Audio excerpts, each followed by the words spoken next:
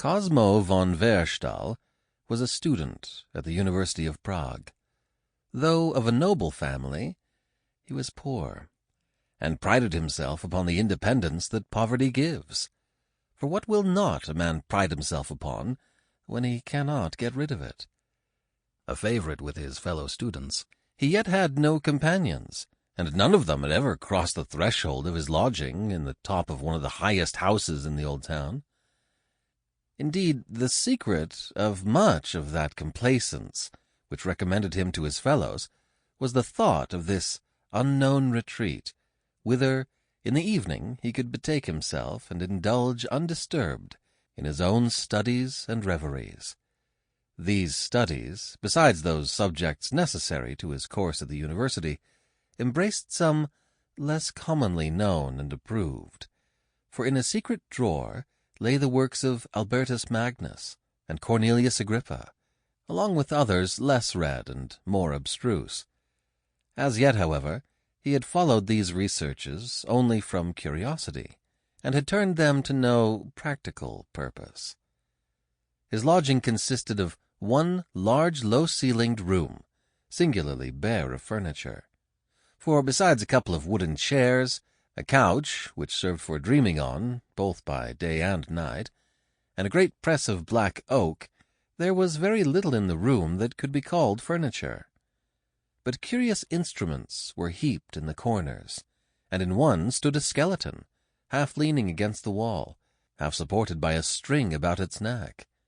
One of its hands, all of fingers, rested on the heavy pommel of a great sword that stood beside it.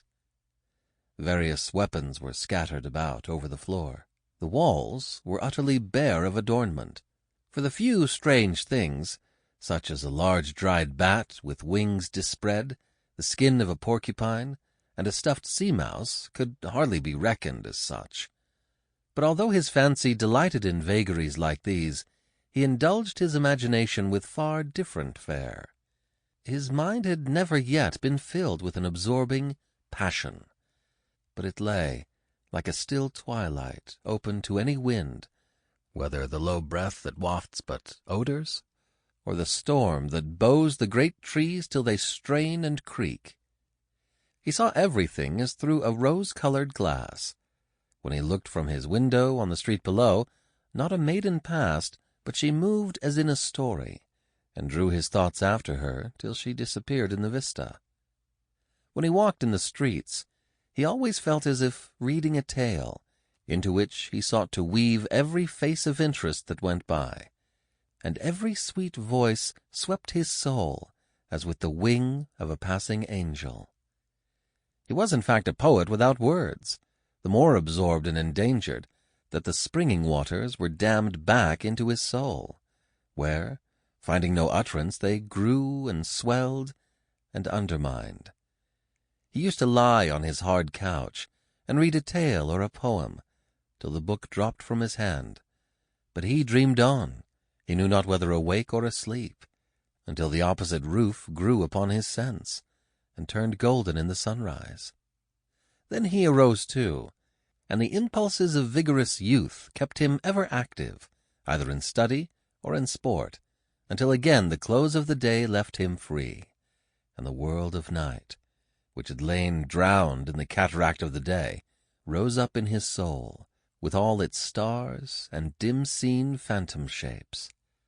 But this could hardly last long.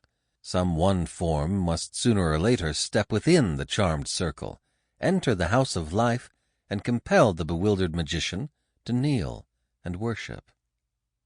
One afternoon, towards dusk, he was wandering dreamily in one of the principal streets, when a fellow student roused him by a slap on the shoulder, and asked him to accompany him into a little back alley to look at some old armor which he had taken a fancy to possess. Cosmo was considered an authority in every matter pertaining to arms, ancient or modern. In the use of weapons none of the students could come near him, and his practical acquaintance with some had principally contributed to establish his authority in reference to all. He accompanied him willingly. They entered a narrow alley, and thence a dirty little court, where a low arched door admitted them into a heterogeneous assemblage Sample complete. Ready to continue?